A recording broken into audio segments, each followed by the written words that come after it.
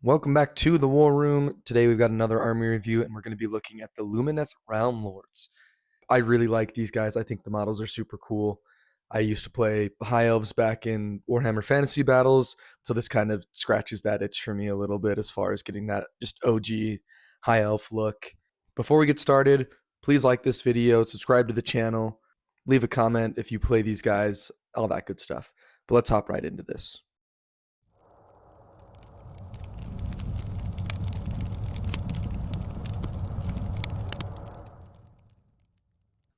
Okay, looking at the battle traits, you have all of these things called facet of war. So you have all these different things at the start of the battle round. You can pick a different one, and then one of them is in the shooting phase. So we'll get to those here in a second. First thing we're going to look at is lightning reactions. When players are alternating picking units to use a fight ability, when it is your turn to pick a unit, you can pick 2 Lumineth Realm Lords units instead of 1. Resolve the second fight ability immediately after the first. This is really good because it means you get to fight with 2 units right in a row. It's very similar to like if you have strike first and then you pick your normal activation. This one is just all the time. When it's your turn to fight, you get to pick 2 units to fight, and that's really strong. Our first facet of war is called Shining Company. You can only use this ability if you have not used any facet of war abilities this battle round. That goes for all of these. You can only use one of these per round. The different battle formations that we're going to talk about lets you use a couple, but you have to use one of them specifically. We'll get to that in a second. For the rest of the battle round, subtract 1 from hit rolls for attacks that target friendly Venari units that have not charged this turn and have not been picked as the target of Power of Hysh this battle round. So Power of Hysh is one of the other facet of war things. You're -1 to hit on all your Venari units if they didn't charge, which is really awesome. And that's just, you get to pick this at the beginning of the round. If you think one of your Venari units is going to get charged, use this. It kind of makes your opponent think twice before coming into them because they're going to be -1 to hit. The next one is Move Like the Wind. This is a facet of war ability, but it's in your shooting phase. Once again, you can only use this if you have not used any facet of war abilities. Pick up to 3 friendly Hurakan units that are not in combat to be the targets. Each target can move 2d6 inches. It cannot move into combat during any part of that move, and it cannot use shoot abilities for the rest of the turn. You can't use this to shoot yourself up the board to get within a range and shoot someone. You can use it to shoot someone and then move back, is kind of how I see that being used. The next one is Power of Hysh. You can only use this ability if you have not used any facet of war abilities this battle round. Pick a friendly Venari unit to be the target. The target's attacks score critical hits on unmodified rolls of 5+ for the rest of the battle round. This is really good for things that have crit mortals, crit auto wound, crit 2 hits, whatever. Instead of it being on 6s, it's going to be on 5 and 6s, which is really strong. Once again, this is, you pick a Venari unit. So if you want to build around Venari, or you want to build around Alarith, or you want to build around Scinari, these kind of play into that. The next one's called Deep Thinkers. You can only use this ability if you have not used any facet of war abilities this battle round. Add 1 to casting rolls for friendly Scinari units for the rest of the battle round. Your Scinari are like your wizards, obviously. So if you want to go really magic heavy, this just gives you +1 to cast for all of your magic, essentially, which is really strong and really good. This army can do a lot with its magic, especially if you have Teclis in there. He is the Archmage, and he's really strong. We'll get to his War Scroll later, but this giving everybody +1 to cast is really good as well. And then the last one is Enduring as Rock. Once again, you can't use it if you used another facet of war ability this battle round. Subtract 1 from the Ren characteristic of weapons used for attacks that target friendly Alarith units for the rest of the battle round. This one is really strong, especially if you want to be a little more tanky. You can really buff up your Alarith units with some of these, with this battle trait and some of the abilities that they have. You can really just sit down there and make a tar pit, which is really cool and really strong. Moving on to the battle formations, we've got the Venari Battle Host. You can use the Power of Hysh ability in addition to the other facet of war ability used during the battle round. So if you pick this battle formation, Power of Hysh is the crits on 5+. You can use that one and then another one of your battle traits of your facet of war, which is really cool and really strong. The Alarith Temple, you can use the Enduring as Rock ability in addition to the other facet of war ability you use during the battle round. This is the -1 to rend on Alarith units. You can use that in addition to Power of Hysh or Shining Company or Deep Thinkers, or even like Move Like the Wind. And then Scinari Council, this is the same thing. You can use Deep Thinkers in addition to the other Facet of War ability you use during the battle round. And then the last one is Hurakan Temple. You can use the Move Like the Wind ability in addition to the other Facet of War ability during the round. Your battle formation, it essentially depends how you would build out your army, would be which thing you want to really focus on. If you want to focus on Alarith units, then you go Alarith Temple. If you want to focus on Venari, you go with the Venari Battle Host. If you want to focus on Scinari and you want to go magic heavy, then you do the Scinari Council, because you can always use the battle trait that's related to your battle formation in addition to one other one, which is really cool. It's really high elf-esque of like, we're so organized and we're so ordered up, we can just do all this different stuff, which is really cool. Moving on to the heroic traits. The first one is Masterful Tactician. This is if you declared a redeploy command for a friendly Lumineth Round Lords unit wholly within 12 inches of this unit. If you roll a 1 through 3 when determining the distance that unit can move, you can use a value of 4 instead. We've seen this before on other people's war scrolls or heroic traits. When you're rolling a redeploy, if you roll a 1 through 3, you just use 4. If you roll a 5 or 6, then you get a 5 or a 6. But this kind of helps you get big redeploys, which is really cool, because I know a lot of times when I'm like, okay, I need a big redeploy here to avoid this big charge that's coming in, and I get like a 1 or a 2. It's like, okay, well, now the charge is a 5 instead of a 3, or a 4 instead of a 3. But this one, it's always 4.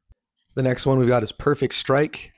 This is once per battle in any combat phase. Inflict D3 plus 3 mortal damage on the target, and you pick an enemy that's in combat with this unit to be the target. So essentially you just do 4, 5, or 6 mortals into someone, which I really actually like this one a lot, because I feel like a lot of times I have a hard time dealing damage, or like you whiff really hard, but you're like, okay, I'm gonna use Perfect Strike and try and finish this guy off. It does have the core attack and fight keywords, so it would replace your normal attack that you do. And then Paragon of Hish, this is once per battle. It's a reaction. When you declare a charge ability or spell ability for this unit, you can reroll the charge roll or casting roll for that ability. This is really good. There's a lot of times where you fail easy charges and you have to reroll, use a command point, or you need some magic and you're like, okay, I really need this to go off, and you're like 1 under or whatever. You get to reroll that. And so that's really cool. This is once per battle, so you kind of have to pick and choose. I like those heroic traits for the most part. I don't think there's any one of them is necessarily bad. The redeploy one is really cool, and the rerolling a charge roll is really good, because there's times where you're like, I just need this one charge to go, and you fail it. This does have to go on to one of your heroes, though, so you either put it onto a wizard or a hero that's going to be fighting a whole bunch. Moving on to the artifacts of power, we've got the Phoenix Stone. If this unit would be destroyed before removing it from play, roll a dice. On a 3+, this unit is not destroyed, and any remaining damage points inflicted on it have no effect. Then, heal 1, this unit. This unit cannot use this ability again for the rest of the battle. This is very similar to like the Sylvaneth, the acorn that you put on like a tree lord. And if they die, they on a 3-up or whatever, they just stand back up. This is the same thing. Stand up, and they have 1 health on them. And then the Silver Wand, if this unit is not a wizard, it has Wizard 1. Otherwise, add 1 to this unit's power level. Adding 1 to power level is really cool, because then it makes your wizard, if they're a 1-cast wizard, they get 2 casts, which is really awesome. And then if you want a hero that, like an extra unbind or something, you can give it to someone, and then they become Wizard 1, which is really cool. And then the Waystone, this is once per battle in your movement phase. Remove this unit from the battlefield and set it up again on the battlefield more than 9 inches from all enemy units. This feels kind of like a way to protect your hero. Like if you threw this on one of your heroes that you didn't want to die or is really squishy, they fight and they almost die, then in your next movement phase they just use this and teleport out of there. That's kind of what I see that being used for. Or you put it on them to go hop on to teleport to objectives, since it's just 9 inches from all enemy units, and not like 9 inches from the end of the edge of the battlefield. So this is really kind of a way to kind of manipulate the board state. I don't know. I think all of their, I don't know if any one of these stands out a ton to me of the artifacts of power. I think they're all pretty good and each have their uses. Moving on to the spell lore, we've got the Speed of Hish. This goes off on a 5. Pick a friendly Lumineth Round Lords wizard to cast this spell. Pick a visible friendly Lumineth Round Lords unit wholly within 18 inches of them to be the target, then make a casting roll of 2d6. Add 4 inches to the target's move characteristic until the start of your next turn. +4 to move is huge, because if you had put this on like your Wind Riders or your any of your other cavalry units, 4 inches onto that is giant. And so you can really zoom around the board with this. That's why it's called Speed of Hish, because you can just move wherever you need to go. And then Overwhelming Heat. This goes off on a 7. Pick a friendly Lumineth Realm Lord's Wizard to cast this spell. Pick a visible enemy unit within 18 inches of them to be the target. Then make a casting roll of 2d6. Have the target's move characteristic until the start of your next turn, then roll a dice. If the roll equals or exceeds the target's save characteristic, inflict d3 mortal damage on it.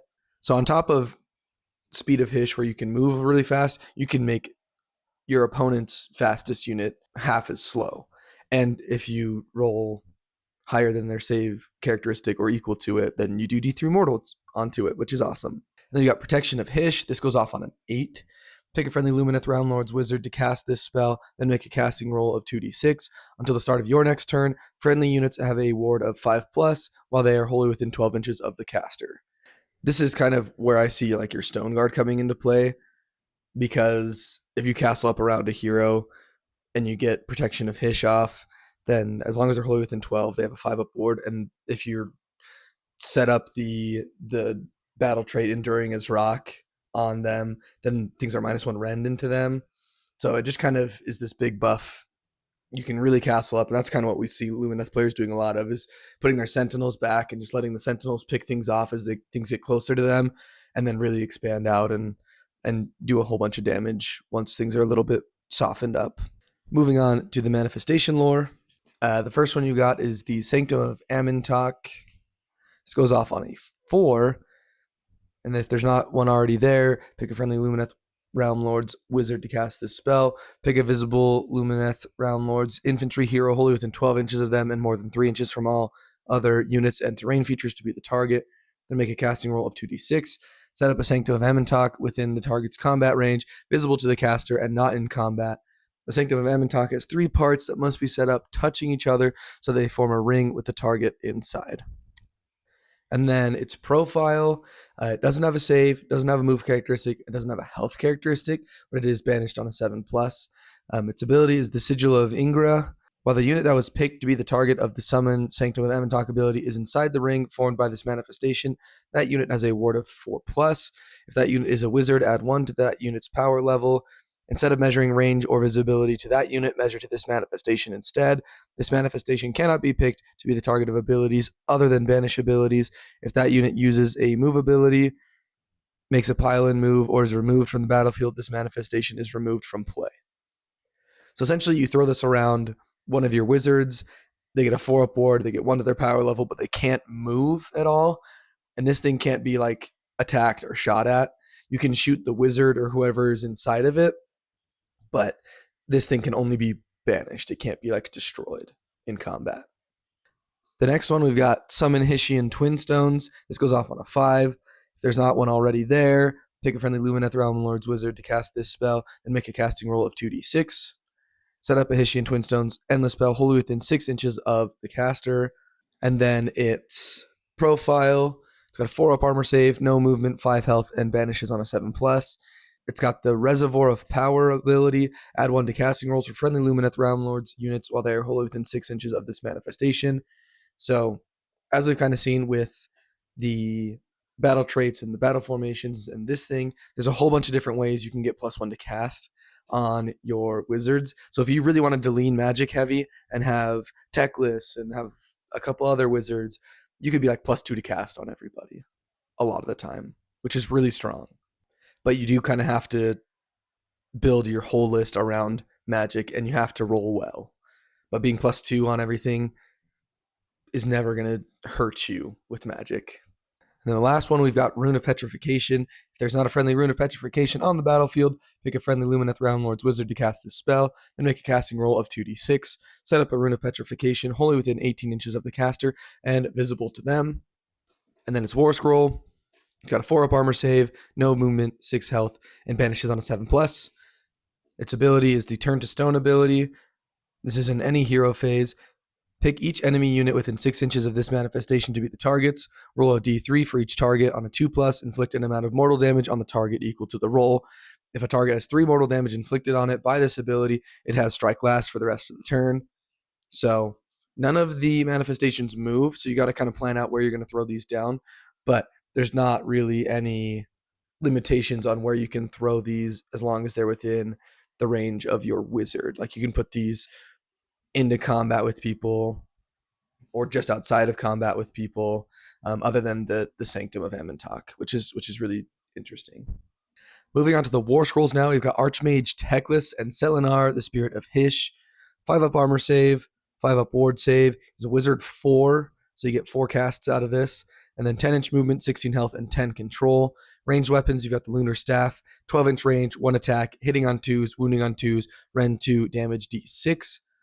And then the melee weapons, you've got the Sword of Teclis, 2 attacks, hitting on 3s, wounding on 3s, Ren 2, damage D3. And then you've got Selenar's Moonbright Talons, 5 attacks, hitting on 3s, wounding on 3s, Ren 2, damage 2, with the companion keyword. He's a ton of points. He's like 600 points, I think, but you're going to get a ton of stuff out of all of these abilities, so we're going to hop into that. Battle damage, when this unit has 10 or more damage points, the attack's characteristic of Selenar's Moonbright Talons goes down to 3. The Aura of Selenar, add 1 to casting rolls for other friendly Lumineth Round Lords, wizards, while they are wholly within 12 inches of this unit. Another +1 to cast. Like you can just be so buffed on your casting that it's going to be really hard to unbind anything that you do. And then Spirit of the Moon, this is once per turn per army in any combat phase. Pick an enemy unit in combat with this unit to be the target. Roll a dice on a 3+. The target cannot use commands for the rest of the turn. So on a 3+, turn off commands is really good, really strong. And this one can be whenever. So if you charge into someone, as long as you're in combat with them, you can roll this. I know a lot of things are like if this unit gets charged, then you can do it. But his is just an all the time thing. So it's really strong. He's got the Archmage ability. Instead of making a casting roll for this unit, you can use a value of 10 for the roll that cannot be modified. In addition, instead of making an unbinding roll or banishment roll for this unit, you can use a value of 8 for the roll that cannot be modified. As I understand it, this isn't like a once per turn thing. This isn't a once per battle thing. You can just do this every time. As I understand it, this is why you're paying as many points as you are for him. And then same thing with like banishing and unbinding. If you're like, oh, it goes off on a 7 and he's within range, you're like, oh, I'm just going to unbind it on an 8 because he's the Archmage and he's the GOAT. Storm of Searing White Light. This goes off on a 10. This is his War Scroll spell. Pick any number of different visible enemy units within 18 inches of this unit to be the targets, then make a casting roll of 2d6. This is one where you would just use the Archmage ability because casting on a 10 is really tough. So you just automatically get it on a 10. And then roll a d3 for each target on a 2+, inflict an amount of mortal damage on the target equal to the roll. Everybody within 18 inches of you taking d3 mortals on a 2+ is really strong. It's a good way to just kind of chip away at everything. Next up, we've got the Light of Eltharion. 3-up armor save, 6-inch move, 6 health, and 2 control. Ranged weapons, got the Searing Darts of Light, 12-inch range, 3 attacks, hitting on 2s, wounding on 3s, Ren 2, damage D3. And then for melee weapons, you've got the Fang Sword of Eltharion, 4 attacks, hitting on 2s, wounding on 3s, Rend 3, damage 3 with crit 2 hits. And then the Selenari Blade, 2 attacks, hitting on 2s, wounding on 3s, Rend 1, damage 3 with anti-hero +1 Rend and anti-monster +1 Rend. So he's just a nuclear bomb just sitting there waiting. Like he's going to absolutely mess up anything that it touches. He's also got a 5-up ward, so for only having 6 health, being on a 3-up armor save and a 5-up ward save is really awesome. His passive ability is Spirit Armor. Ignore all modifiers to save rolls for this unit, positive and negative. So he ignores Rend, but you also can't make him down to a 2-up save with like all-out defense or something like that. And then he's got the Supreme Swordmaster. Ignore negative modifiers to hit rolls and wound rolls for this unit's attacks. In addition, ignore negative modifiers to the characteristics of this unit's melee weapons. He essentially is going to be at his base profile all the time because you can't make him minus to hit or wound, and you also can't make him like minus attacks. We're seeing him taken in a ton of lists just because he is a nuclear bomb waiting to go off, and he's just awesome. And it's a super cool model. One of the coolest models I think in this army, let alone all of Warhammer. Like he's just so good. Moving on to Lyrir Uthral. 3-up armor save, Wizard 1, 14-inch movement, 7 health, 2 control. Ranged weapons, got Demon Bane, 12-inch range, 1 attack, hitting on 2s, wounding on 2s, rend 2, damage D3 with anti-demon plus 1 rend.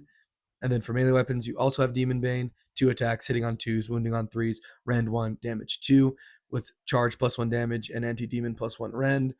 You've got Lyria's Sword, 4 attacks, hitting on 2s, wounding on 3s, 1 rend, damage 2 with crit mortals. And then Therail's Horns and Claws, 4 attacks, hitting on 5s, wounding on 3s, no rend, damage 1 with the companion keyword. And then for abilities, you've got the Voice of Tyrion. Each time a friendly Lumineth Realm Lord's unit wholly within 12 inches of this unit uses the all-out attack command, no command points are spent. That's really cool because command points are kind of, your currency. It's, you got to plan out things ahead of time and figure out, what do I need to spend my command points on? I'm going to need an all-out defense here because these guys are getting hit really hard. I'm going to go all-out attack here because these guys are going to go into something. I'm going to magically intervene. I need to redeploy, kind of a thing. And so this just saves you 1 command point when someone uses an all-out attack. As I understand it, you can still only do all-out attack 1 time. You can't do this like as many times as you want in each in each phase. But when you do use all-out attack in the phase, you don't spend the command point, which is really nice. And then the War Scroll spell is called Solar Flare. This goes off on a 7. Pick a visible enemy unit or manifestation wholly within 18 inches of this unit to be the target. Then make a casting roll of 2d6. If the target is a manifestation, inflict 3d6 mortal damage on it. Otherwise, roll a dice for each model in the target unit. For each 5+, inflict 1 mortal damage on the target. So this is your horde killer / manifestation killer now. We see a lot of things that are roll a dice for each model on a 5+, inflict a mortal damage. But the cool part of this one is the manifestation thing. Do 3d6 mortals onto a manifestation is pretty awesome.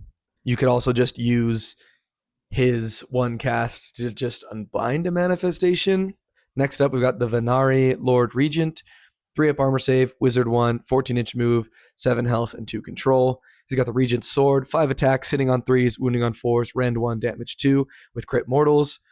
And then Light Courser's Horns and Claws, 3 attacks, hitting on 5s, wounding on 3s, no rend, damage 1 with a companion keyword. For the abilities, you got the Purest Aether Quartz. This is once per battle in your hero phase. For the rest of the turn, add 1 to casting rolls for this unit and subtract 1 from hit rolls for attacks that target this unit. You can just kind of make him a little more tanky and give him +1 to cast on his 1 spell that he's going to cast out there, which is pretty cool. And then once per battle in your charge phase, you can use the charge of the Lumineth. Pick this unit and up to 2 friendly Venari Dawn Riders units within this unit's combat range to be the targets. You can reroll charge rolls for the targets for the rest of the turn. In addition, if a target charges this phase, add 1 to the attack's characteristic of that target's weapons for the rest of the turn. So if you were going heavy into the cavalry side of this and you had a whole bunch of Dawn Riders, he's a good hero to take. He lets them reroll charge rolls, and then everything gets +1 attacks if they charged, which is pretty dang. It's really good. It's once per battle, but +1 attacks is always awesome. Next up, we've got the Venari Arlen Sentinels. So they got a 5-up armor save, 6-inch movement, 1 health, 1 control. They've got the Arlen Bow, 18-inch range, 2 attacks, hitting on 3s, wounding on 4s, rend 1, damage 1 with crit auto wound.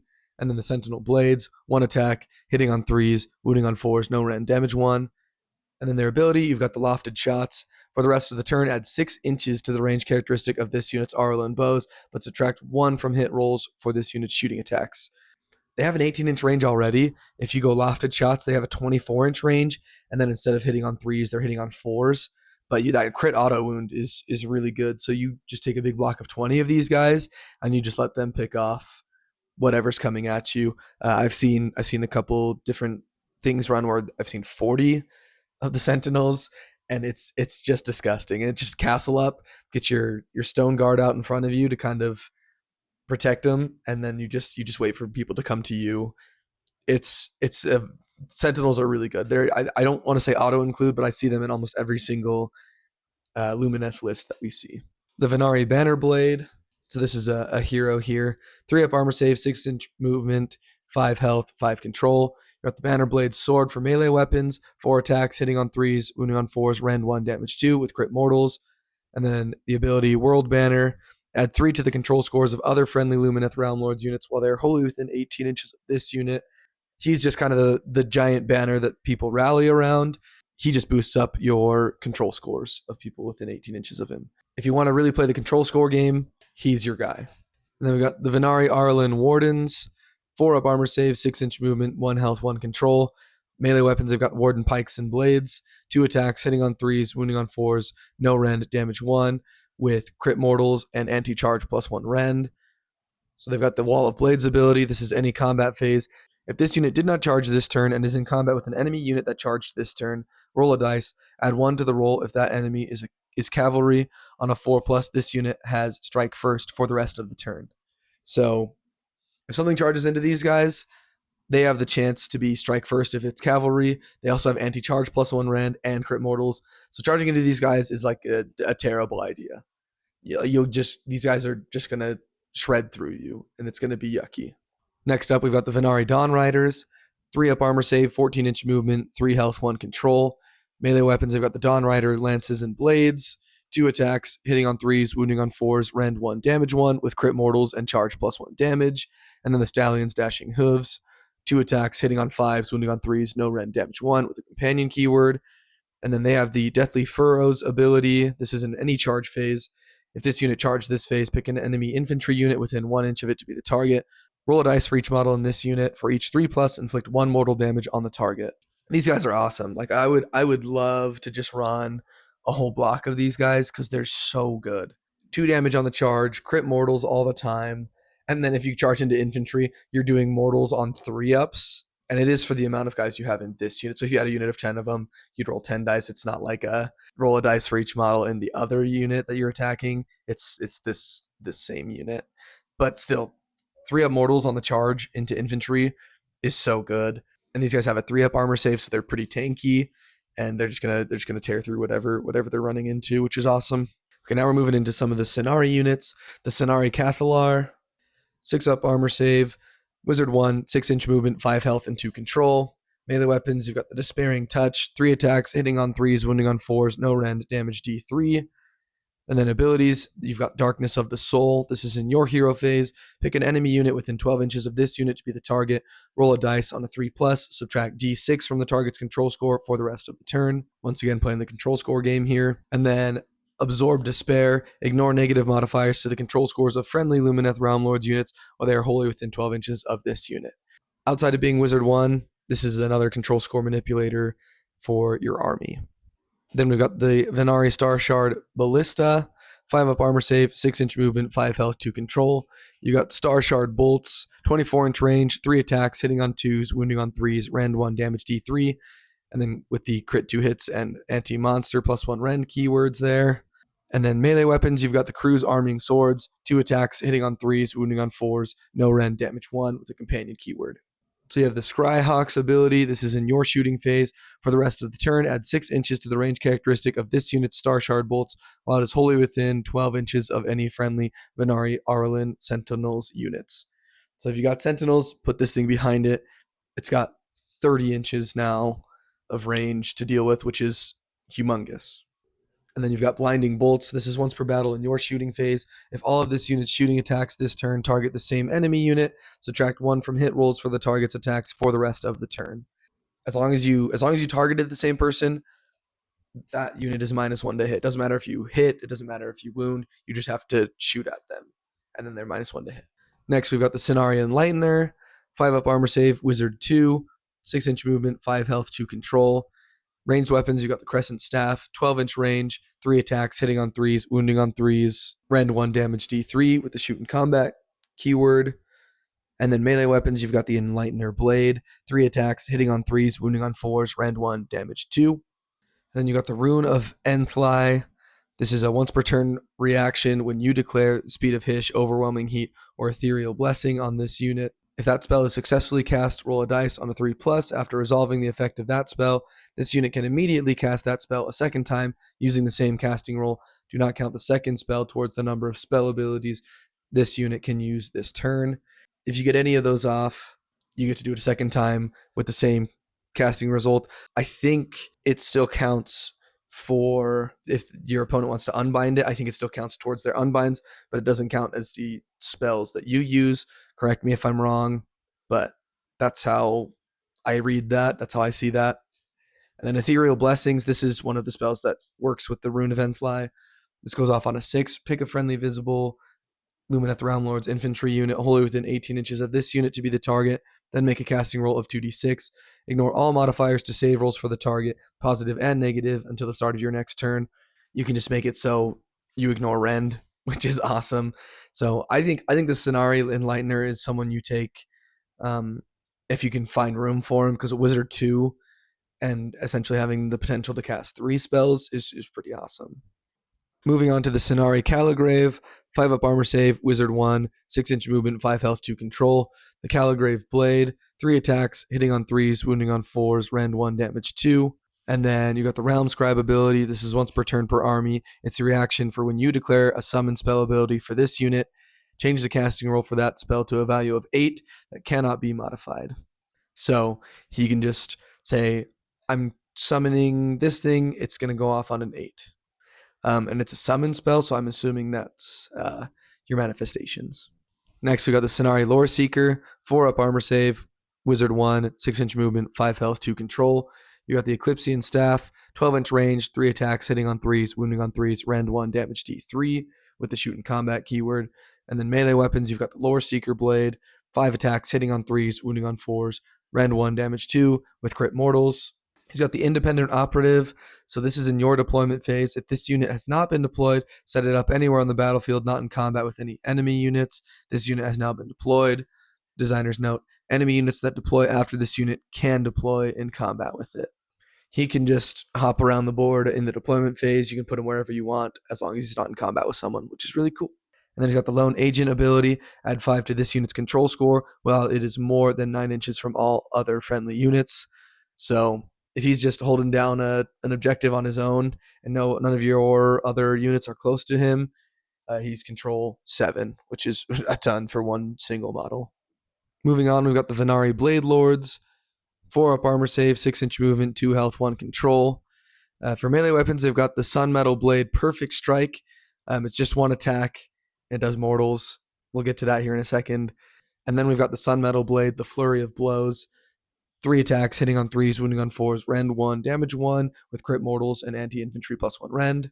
They've got the Swordmaster's ability. Each time this unit uses a fight ability, you must pick either the Perfect Strike or Flurry of Blows weapon characteristics for all the attacks it makes with the Sun Metal Blades. In addition, do not use the attack sequence for an attack made with Perfect Strike. Instead, roll a dice on a 2+, inflict 1 mortal damage on the target. So if you're running a big, huge unit of these guys and you just want to do a whole bunch of mortals, Perfect Strike is the way to go, because on 2+, you're doing mortals. Otherwise, you just do Flurry of Blows and try and kill whatever you're fighting. And then you've got Guardians. While any friendly Scinari heroes are wholly within this unit's combat range, both this unit and those friendly units have a ward of 5+. So if you put a wizard just kind of back hanging out behind him, this is a way you can get a ward save onto these guys. It's very similar. We see this a lot where it's like, oh, if these guys are within this hero's combat range, both units have a 5+ ward. We see it with like Hammerers and the Rune Lord. There's some other ones that do it as well, but these guys have this rule as well, which is really awesome. These guys are really cool. I think I like the idea of these guys a lot. I mean, Perfect Strike is really cool just to do a whole bunch of mortals. Moving on, we've got Alania and Elithor, 4 up armor save, 5 up ward save, and Wizard 1. 6-inch movement, 8 health, 4 control. Ranged weapons, they've got the Blazing Sunbolt, 12-inch range, 3 attacks, hitting on 2s, wounding on 3s, rend 2, damage D3 with crit auto wound. And then melee weapons, you've got Alteri, 5 attacks, hitting on 2s, wounding on 3s, rend 1, damage 2. And then Dianair, 2 attacks, hitting on 3s, wounding on 4s, rend 1, damage D3. They've got the Equal Prodigies ability. This is in your hero phase. Pick whether Alania will take the lead or Elithor will take the lead. If Alania takes the lead until the start of your next turn, add 1 to this unit's power level, and it has a ward of 4+. If Elithor takes the lead until the start of your next turn, add the current battle round number to the damage characteristics of Alteri. If they make it to round 5, you're doing a ton of damage. Otherwise, Alania is just going to be getting 1 more power level, and you're going to have a 4-up ward save, which is really tough to get through. And then their War Scroll spell is Total Eclipse, goes off on an 8. Make a casting roll of 2d6. Until the start of your next turn, the first time an enemy unit uses a command within 18 inches of this unit, your opponent must spend an additional command point to use that command. This just makes things cost 2 command points while you're within 18 inches of them, and it's only the first time an enemy unit uses a command. so it's not every time. And then sudden translocation, this is at the end of any turn. This unit can use this ability if any enemy models are slain by it this turn. Heal D6, then remove it from the battlefield and set it up again on the battlefield more than 9 inches from all enemy units. When using the Equal Prodigies ability in your next turn, you must pick Alania to take the lead. So this is how you get these guys out of danger and heal them, and then Alania is in charge, so you get +1 to your power level and a 4-up board save on your next turn, which is pretty cool, pretty awesome. Next up, we've got the Alarith Stone Mage, 4-up armor save, wizard 1, 6-inch movement, 5 health, 2 control. For melee weapons, we've got the Staff of the High Peaks, 3 attacks, hitting on 3s, wounding on 4s, rend 1, damage D3. You've got the Stone Mage Stance ability. This is in any combat phase, so pick a friendly Alarith elf unit wholly within 12 inches of this unit to be the target. Roll a dice. On a 3+, add 1 to the rend characteristic of the target's melee weapons for the rest of the turn. Bring your Stone Guard in, put this guy close to them. Stone Guard get +1 rend on a 3+. And then Living Fissure, this is the War Scroll spell. It goes off on a 7. Pick a point on the battlefield within 18 inches of this unit to be the target, then make a casting roll of 2d6. Draw a straight line between the target and the closest part of this unit's base. Roll a d3 for each unit, friendly and enemy, that the line passes across. On a 2+, inflict an amount of mortal damage on that unit equal to the roll. So d3 2-up mortals on everybody on this 18-inch line. Pretty cool, pretty awesome. The buff on any Alarith unit, Alarith elf unit is so good, which is essentially just going to be throwing this onto the Stone Guard. Next up, we've got the Alarith Stone Guard. So 4-up armor save, 4-inch movement, 2 health, 1 control. They're nice and slow, but they are tanky and hit pretty hard. So you've got the Stone Guard hammers, 2 attacks, hitting on 3s, wounding on 3s, rend 1, damage 2. And then they have Fortitude of the Earth. This unit has a ward of 5+, while all of its models are contesting an objective you control. So if you're castling up and you control that objective, they got a 4-up armor save, 5-up ward save. You got all these spells to make them unrendable, where they're ignoring rend. If you got the Stone Mage, they're +1 to rend on their hammers on a 3+. Like there's a lot of ways you can just buff these guys and make these guys really hard to kill and make them hit super hard. Next up, we've got the Spirits of the Mountain, which are really cool. So you've got Avalanor, the Stoneheart King, 3-up armor save, 6-up ward save, 6-inch movement, 16 health, 5 control. Ranged weapons, you got the Geomantic Blast, 12-inch range, 1 attack, hitting on 3s, wounding on 2s, rend 2, damage D6. And then melee weapons, you've got Fire Stealer hammers, 6 attacks, 3s to hit, 2s to wound, rend 2, damage 4. And the Cloven Hooves, 2 attacks, hitting on 4s, wounding on 2s, rend 1, damage 2. His battle damage, when he has 10 or more damage points, the attacks characteristic of the Fire Stealer hammers is 4.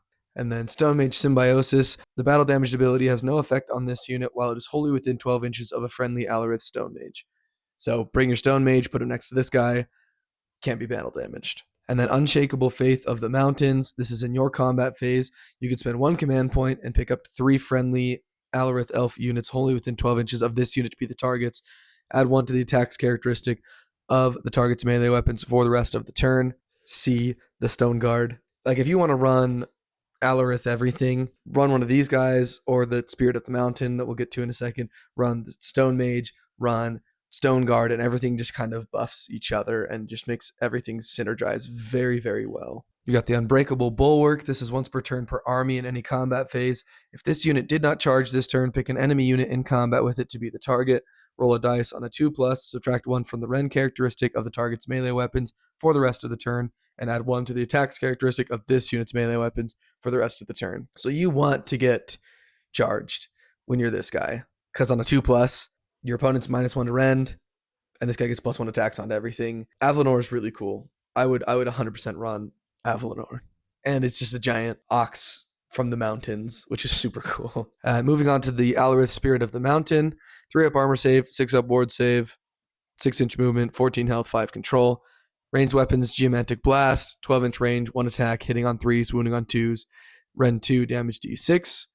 And then you've got the Stoneheart World Hammer for melee weapons, 4 attacks, hitting on 3s, wounding on 2s, rend 2, damage 5. And the Cloven Hooves, 2 attacks, hitting on 4s, wounding on 2s, rend 1, damage 2. Battle damage, when he's got 10 or more damage points, the attacks characteristic of the World Hammer goes down to 3. So you're only losing 1 attack there, which isn't terrible. And then Stone Mage Symbiosis, battle damage has no effect while this unit is wholly within 12 inches of a friendly Alarith Stone Mage. So if you're running these, bring a Stone Mage. He's going to help you out a ton. And then Stoneheart Shockwave, this is once per turn per army in any combat phase. If this unit did not charge this turn, pick an enemy unit in combat with it to be the target, roll a dice on a 4+, the target has Strike Last for the rest of the turn. So if something charges into him, or if he's just in combat, as long as he didn't charge on a 4+, whatever he is fighting is Strike Last. Moving on to the Hurakan Wind Mage, 5-up armor save, Wizard 1, 12-inch movement, 5 health, 2 control. For ranged weapons, you've got the Wind Blast Vortex, 10-inch range, 1 attack, hitting on 2s, wounding on 3s, rend 2, damage D3 with the shoot and combat keyword. And then for melee weapons, you've got Asperagillum, 2 attacks, hitting on 3s, wounding on 4s, rend 1, damage 2. His Warscroll spell is Transporting Vortex, goes off on a 7. Pick a visible friendly Lumineth Realm Lord's unit wholly within 12 inches of this unit and is not in combat to be the target. Then make a casting roll of 2d6. Remove the target from the battlefield and set it up again on the battlefield more than 9 inches from all enemy units. He can teleport units around the battlefield and, hop people onto objectives and things, get battle tactics, stuff like that. Then he's got the Wind Leap ability. This is in your movement phase. Pick a friendly Hurakan Wind Chargers unit wholly within 12 inches of this unit to be the target. Roll a dice on a 3+, add 3 inches to the target's move characteristic for the rest of the turn, and the target has fly for the rest of the turn. Your Wind Chargers can be +3 movement and have fly, just zooming around the board. Next up, we've got Severith, Lord of the 7th Wind. 4-up armor save, 5-up ward save, 18-inch movement, 10 health, 5 control. For ranged weapons, you got Enthry, the Howling Death. It's 12-inch range, 4 attacks, hitting on 2s, wounding on 3s, rend 3, damage D3 +1 with the shoot and combat keyword. That in and of itself is insane. Rend 3 will tear through most people's armor, or at least put them to like a 5-up armor save if they're all out defense and all that. And then damage D3 +1 is a ton. Getting that max 4 damage, and at the least you're getting 2 damage for each of those is pretty awesome. Melee weapons, you've got the Swirling Shards, 6 attacks, hitting on 2s, wounding on 4s, rend 1, damage 1. Got the Living Gale. This unit cannot be targeted by shooting attacks made by enemy units that are more than 9 inches from this unit, so he can't really be shot off the board necessarily. And then Searing Desert Winds. This is once per turn per army in any combat phase. Pick up to 3 different enemy units in combat with this unit to be the targets.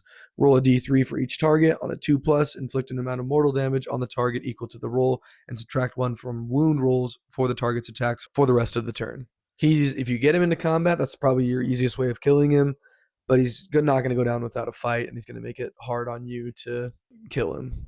And then Spirit of the Wind, while friendly Hurakan units are wholly within 12 inches of this unit, they can use shoot and or charge abilities, even if they used a run or retreat ability in the same turn, and no mortal damage is inflicted on them by retreat abilities. He buffs your Hurakan units a little bit, which is pretty cool. And then moving on, we've got the Hurakan Wind Chargers next. 4-up armor save, 14-inch movement, 3 health, 1 control. They've got the Wind Charger Bow, 12-inch range, 3 attacks, hitting on 3s, wounding on 4s, rend 1, damage 1 with shoot and combat. And then the Wind Charger Bow is also a melee weapon. It's 1 attack, hitting on 3s, wounding on 4s, no rend, damage 1. And the Tree Runner's Claws, 2 attacks, hitting on 5s, wounding on 3s, no rend, damage 1 with the companion keyword. They've got the Wind Charger Arrows. Ward rolls cannot be made for damage points inflicted by this unit's shooting attacks. So if you wanted to run like a whole bunch of these, run Severith, and just like zoom around the board, run a Wind Mage as well. Like you can just really buff out all these guys, and giving them extra movement and fly and shoot and charge, retreat, shoot, charge. Just like this just gets pretty disgusting pretty quick. Then we've got the Hurakan Spirit of the Wind. This is essentially Severith, but it's the not unique named one. 4-up armor save, 5-up ward save, 18-inch movement, 8 health, 5 control. The 18-inch movement is insane. Like this dude and Severith just zoom across the board. Like they're impossible to catch up to. But ranged weapons, you've got the Bow of the Wind's Vengeance, 12-inch range, 4 attacks, hitting on 2s, wounding on 3s, rend 2, damage D3 with shoot and combat and anti-monster +1 rend. And then melee weapons, you've got Swirling Shards, 6 attacks, hitting on 2s, wounding on 4s, rend 1, damage 1. And then you've got Hunters of Majestic Beasts. The damage characteristic of this unit's Bow of the Wind's Vengeance is 3. for attacks that target monsters. So he's like a monster hunter because he's got that extra damage there and then the extra rend as well. He's got Spirit of the Wind. It's the same thing. Hurakan units that are wholly within 12 of him can use shoot and or charge, even if they use run or retreat abilities, and they don't take the mortals if they retreated. He's also got the Living Cyclone ability. This is once per turn per army in any combat phase. Pick an enemy unit in combat with this unit to be the target. Roll a d3 on a 2+, inflict an amount of mortal damage on the target equal to the roll. Then this unit can move 6 inches, but must end that move in combat. So you can't use this to get out of combat and get away from things, but you can get it to where you can shift 6 inches around and kind of avoid some of all the attacks that are going to be coming into you, which is pretty nice. You've got the Idrillin River Blades, 5 up armor save, 7-inch movement, 1 health, 1 control. They've got the Ithara Darts, 10-inch range, 2 attacks, hitting on 3s, wounding on 4s, no rend, damage 1 with the shoot and combat keyword. And then the Idrillin Blades, 3 attacks, hitting on 3s, wounding on 4s, rend 1, damage 1 with anti-hero +1 rend. So in any combat phase, they can use Relentless as the driving current. If this unit is in combat, it can move 2d6 inches. It can pass through models and enemy units, but must end that move in combat. So they're a little slippery, and they can kind of get away from you a little bit, which is pretty nice. And then Travel the Waterways. This is in your movement phase. Remove this unit from the battlefield and set it up again on the battlefield, wholly within 6 inches of the battlefield edge and more than 9 inches from all enemy units. These guys are just kind of seem to be more objective monkey / hero killers than anything else. They can kind of just zoom around the board and kind of sneak around, and they're slippery. And then last thing we've got here is the faction terrain. It's the Shrine Luminor, 3 up armor save, no movement, 12 health, and no control. But this thing does move as long as it has a Shrine Guardian. So while this terrain feature has a Shrine Guardian, this terrain feature has a move characteristic of 6 inches and can use non-command, non-charge move abilities as if it were a unit. The Shrine Guardian cannot use move abilities and remains on this terrain feature each time it moves. Instead of measuring range or visibility to the Shrine Guardian, measure to this terrain feature instead. All attacks that would target the Shrine Guardian target this terrain feature instead. If this terrain feature is destroyed before removing it from battle, inflict D3 mortal damage on the Shrine Guardian, then set up the Shrine Guardian on the battlefield wholly within 3 inches of this terrain feature and not in combat. That unit is no longer a Shrine Guardian. If it is not possible to set up the Shrine Guardian, it is slain. Enter the Shrine. This is in your hero phase. If this terrain feature does not have a Shrine Guardian, pick a friendly Lumineth, Round Lord's infantry hero within 3 inches of it and not in combat to be the target. Place the target on this terrain feature. The target is now a Shrine Guardian. And then exiting the Shrine. This is in your movement phase. If this terrain feature has a Shrine Guardian that was not placed on it this turn, set up the Shrine Guardian on the battlefield wholly within 6 inches of this terrain feature and not in combat. That unit is no longer a Shrine Guardian. And then this is the actual ability that the Shrine does. It's the Cleansing Rituals. Once per turn, it's a reaction. You declare a spell ability for a unit wholly within 12 inches of this terrain feature. While this terrain feature has a Shrine Guardian, you can reroll the casting roll for that spell. You get rerolls when you roll and you don't get your spells off, which is really awesome, especially considering that this thing moves. You don't have to just like camp your wizards right next to it. Like you can just kind of go around on the board with this thing. It's not super fast, but it can move around, which is really awesome.